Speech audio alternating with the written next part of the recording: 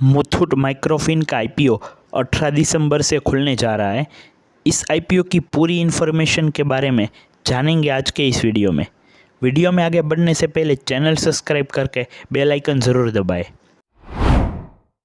Muthoot Microfin 1997 में केरला में Muthoot debt management services के नाम से शुरू हुई थी, जिनका बाद में 2002 में नाम बदलकर मुथूट फिनकॉर्प किया गया। Muthoot Microfin limited rural area में महिलाओं को माइक्रो लोन देने का काम करती है। मुथूट माइक्रोफिन का आईपीओ 18 दिसंबर से ओपन होगा और 20 दिसंबर को क्लोज हो जाएगा। प्राइस बैंड है 277 से 291 रुपये पर शेयर। टोटल 51 शेयर का एक लॉट है और एक लॉट का इन्वेस्टमेंट बनेगा 14,841 रुपया।